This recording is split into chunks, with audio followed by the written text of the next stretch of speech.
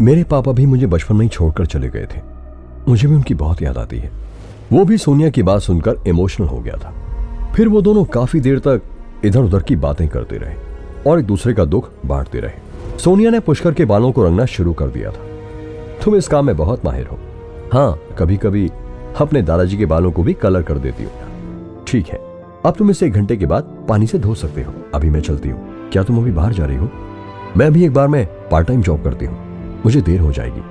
अब मैं चलती हूँ, कल मिलते हैं। सोनिया ने अपने दादाजी को नमस्ते कहा, अपना बैग उठाया और जल्दी से बाहर चली गई। डिनर के बाद पुष्कर को अपने परिवार की बहुत याद आई, इसलिए उसने घर पर फोन लगाया और बाहर चला गया। जब वह फोन पर बात कर रहा था, अचानक उसे सामने झील में कुछ अजीब चीज दिखाई दी। ये झील वाकई बहुत अजीब है।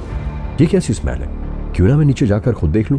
और उसने तुरंत अपना सामान झील के किनारे रखा और फिर बिना सोचे समझे सीधे झील के गहरे पानी में कूद गया। उसने सीधे झील के तल तक नीचे डाइव लगा दी थी। झील के तल के पास कुछ ऐसी चीज थी जो मैग्नेटिक फील्ड को डिस्टर्ब कर रही थी। पुष्कर ने गौर से नजर डाली और आखिरकार उसे वहां के सीक्रेट का पता चल गया। हम जो कुछ भी देखते हैं वह सब देवीय शक्तियों का एक पावरफुल क्रिएशन है। फर्क सिर्फ इतना था कि इस तरह की जगहों पर न केवल स्पिरिचुअल एनर्जी इकट्ठा होती है, बल्कि और भी कई शक्तियां आपस में मिलती।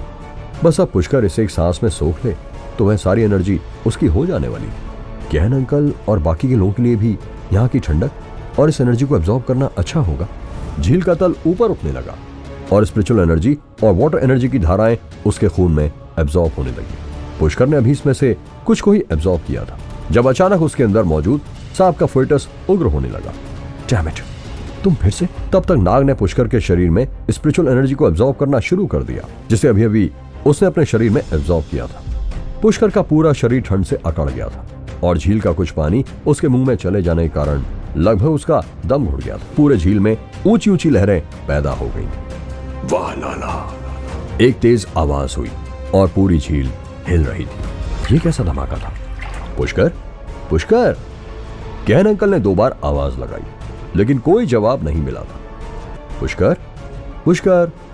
गहन अंकल झील की ओर दौड़े और उन्होंने देखा कि झील आज थोड़ी अजीब लग रही थी। इस झील में क्या हो रहा है? कई पड़ोसियों ने अपनी टॉर्च चालू की और चारों ओर देखने लगे।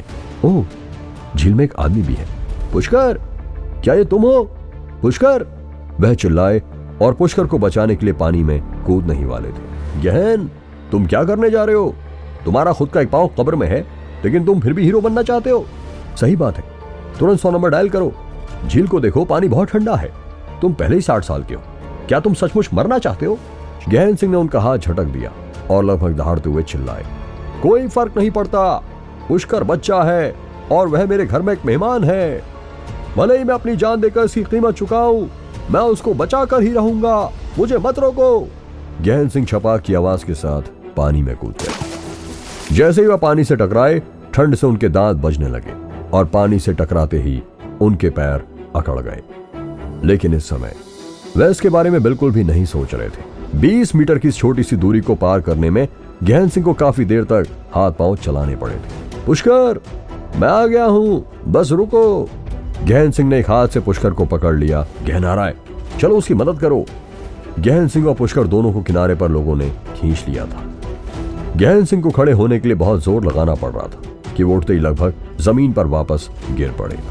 पुष्कर, चिंता मत करो, मैं तुम्हें अस्पताल ले जाऊंगा, गहन सिंह ने चिल्लाते हुए कहा और फिर अपने बूढ़े शरीर की पूरी ताकत लगाकर पुष्कर को उठाया और चिल्लाते हुए दौड़ने लगे। पुष्कर का पूरा शरीर ठंडा था, नॉर्मल इंसान के शरीर के टेम्परेचर के आसपास भी नहीं था।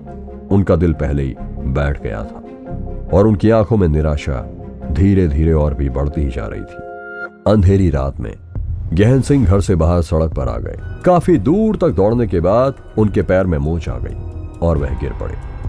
पुष्कर भी जमीन पर लुढ़क गया। पुष्कर, पुष्कर बस थोड़ी देर रुको, हम जल्द ही अस्पताल पहुंचने वाले हैं। उन्होंने अपने खुरदुरे हाथों से पुष्कर को फिर से गले लगाया और उनकी आंखों के कोनों की झुर्रियों में आंसू भर गए। सब ठीक हो जाएगा, हम जल्दी हॉस्पिटल पहुंच जाएंगे, बस तुम थोड़ी देर हौसला रखो, बस थोड़ी देर। सुना तुमने? गहन सिंह की टूटी फूटी और बूढ़ी आवाज उनके गले से निकली और आखिरकार उन्हें थोड़ी दूर एक छोटा सा अस्पताल दिखाई दे गया। क्या गहन सिंह पुष्कर को बचा पाएंगे? क्या काले सांप ने पुष्कर की सारी एनर्जी खींच ली थी? जानने के लिए सुनते रहिए ये एक्साइटिंग कहानी सिर्फ पॉकेट एफएम पर।